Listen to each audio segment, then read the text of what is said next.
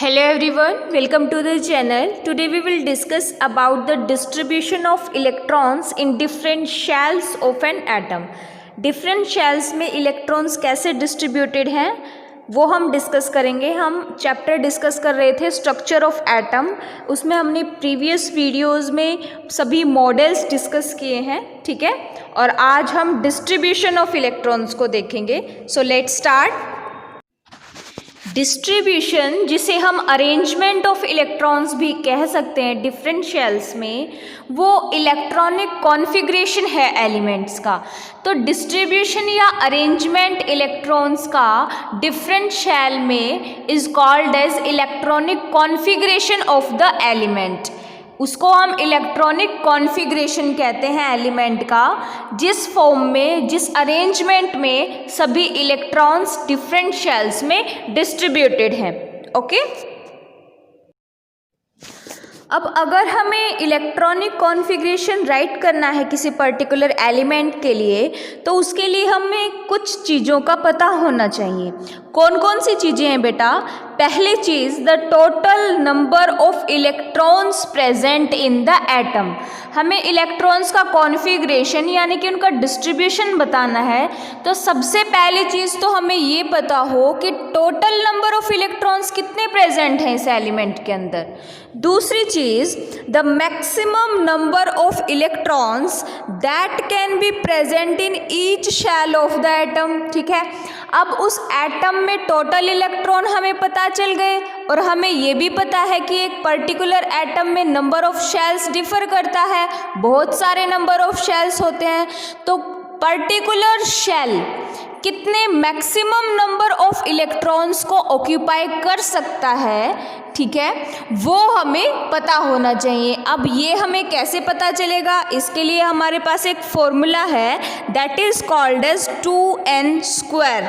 इस फॉर्मूला से हम कैलकुलेट करेंगे कि first shell, second shell, third shell and so on में मैक्सिमम नंबर ऑफ इलेक्ट्रॉन्स कितने फिलअप किए जा सकते हैं. n की वैल्यू 1, 2, 3 से लेकर कहीं तक भी वेरी कर सकती है, और हम इनको अल्फ़ाबेटिकल फॉर्म में देंगे तो k, l, m, n shell, इस तरह से हम कंटिन्यू करते हैं. ठीक है बेटा. तो सबसे पहले हम ये सीखते हैं कि मैक्सिमम नंबर ऑफ इलेक्ट्रॉन्स एक पर्टिकुलर शेल में कितने फिलअप किए जा सकते हैं, वो हम कैसे कैलकुलेट करेंगे. देखो नेक्स्ट डायग्राम देखो. दो साइंटिस्ट हुए, बोहर एंड बरी. उन्होंने ये स्कीम दी थी कि maximum number of electron particular shell में कैसे कैलकुलेट करेंगे. नेक्स्ट स्लाइड में देखो, हमारे पास फर्स्ट शेल के लिए n की वैल्यू क्या होगी? 1. उसे हम k शेल भी कह सकते हैं. और maximum number of electrons present, n की जगह हम 1 पुट करेंगे, तो 2 × 1² इज इक्वल टू 2. यानी कि k शेल में, या हम कह सकते हैं कि फर्स्ट शेल में मैक्सिमम नंबर ऑफ इलेक्ट्रॉन कितने फिलअप किए जा सकते हैं? 2. सेकेंड शेल के लिए n का वैल्यू 2 रहेगा, जिसे हम l शेल भी कहते हैं, तो 2 × 2² is equal to 8. Third shell के लिए n की वैल्यू 3 रहेगी, उसे हम m शेल भी कह सकते हैं, तो 2 × 3² n की वैल्यू 3 पुट कर दी ना हमने यहाँ पे, तो total number of, maximum number of electrons कितने फिलअप किए जा सकते हैं? 18. फोर्थ शेल के लिए n की वैल्यू 4, 2 × 4² इज इक्वल टू 32. तो ये maximum number of electrons fill up किए जा सकते हैं. फॉर्मूला से हमने कैलकुलेट कर लिया है.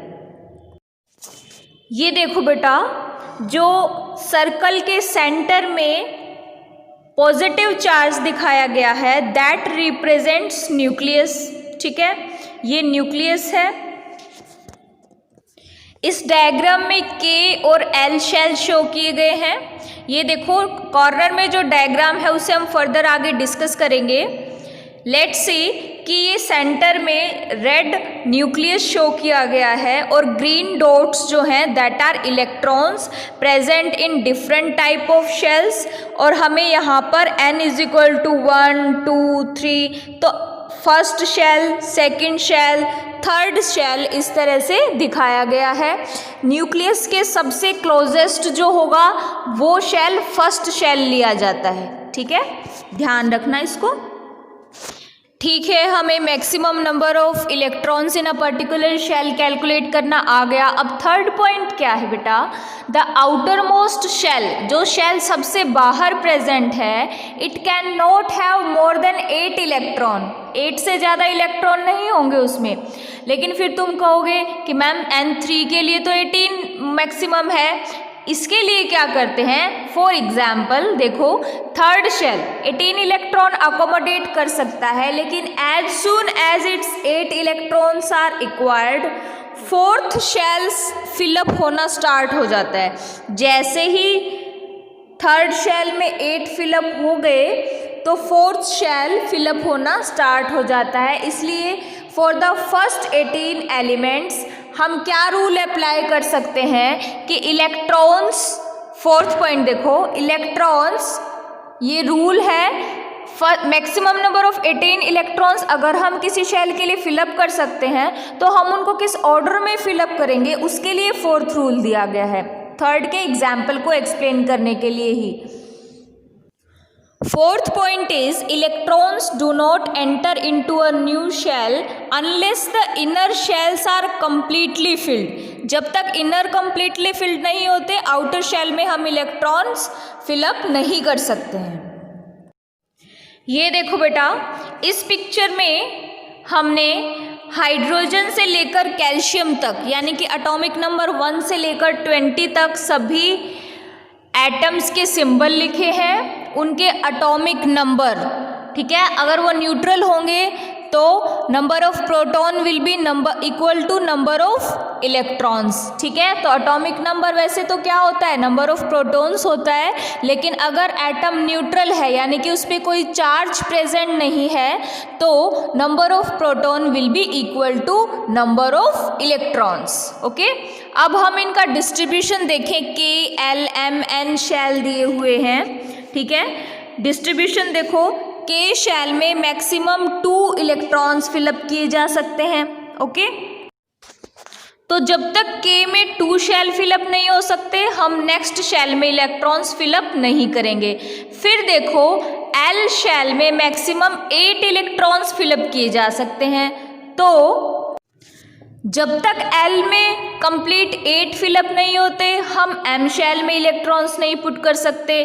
ठीक है, इसी तरह से हम प्रोसीड करते हैं जब हम इलेक्ट्रॉन्स को फिलअप करते हैं डिफरेंट टाइप ऑफ शेल्स में। और यहाँ पर शॉर्ट रिप्रेजेंटेशन दिया गया है इलेक्ट्रॉनिक कॉन्फ़िगरेशन का फॉर पर्टिकुलर एटम।